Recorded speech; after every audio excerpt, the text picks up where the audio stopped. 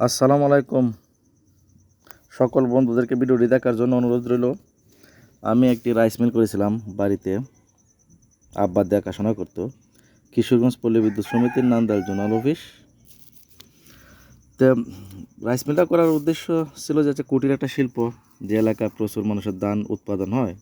আচ্ছা, দিলে হয়তো রাইস মিলটা ভালো হবে, এলাকার লোকজনেরও উপকারে আসবে, তাই থেকে করা রাইস মিলটা এলাকার জনগণের স্বার্থে।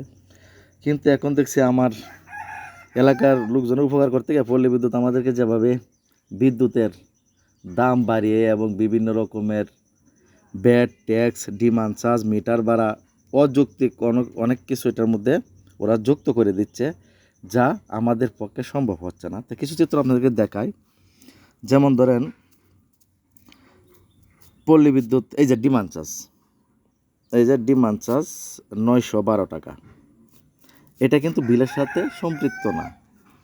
এবং মিটার ভাড়া প্রতি মাসে আপনার আগে ছিল 200, এখন কিন্তু 100 টাকা করছে। এই যে মিটার ভাড়া 100।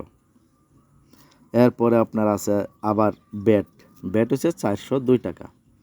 তাহলে ডিমান্ড চার্জ, মিটার ভাড়া, ব্যাট এগুলো মিলে দেখা যাচ্ছে 1500-1600 টাকা কিন্তু ওদেরকে ফাও দিতে হচ্ছে। তো 1600 টাকার ধান ভাঙলে মনে করেন কত মন ধান ভাঙতে হবে? মিনিমাম 40 মন ধান ভাঙিয়ে আপনার পরে ফাও বিলটা দিতে হচ্ছে। তাহলে দেখেন কেমনি ব্যবসাটা করবেন। আর বুতুরি বিল তো পল্লী বিদ্যুতের আছেই, মানে মানুষকে যেভাবে পাচ্ছে এভাবে ঠগায় ওদেরকে ওরা বিল নিচ্ছে। আসলে এভাবে তো একটা প্রতিষ্ঠান চলতে পারে না। কারণ হলো পল্লী বিদ্যুতের যে ব্যাট নিচ্ছে, ঠিক আছে, দেশের উন্নয়নের কাজ করে সরকার, ব্যাট দিতে হয়, কিন্তু যে ডিমান্ড চার্জ, মিটার ভাড়া প্রতি মাসে নিচ্ছে, এগুলো তো আসলে ব্যবসা প্রতিষ্ঠান টিকিয়ে রাখা সম্ভব না। এভাবে যদি ব্যাট নেয় এরা এবং মিটার ভাড়া, তাহলে কীভাবে মানুষ রাইস মিল চালাবে? মানুষ প্রায় জনই এখন দেখা যাচ্ছে রাইস মিল বন্ধ করে দেওয়ার উপদ্রব হয়েছে।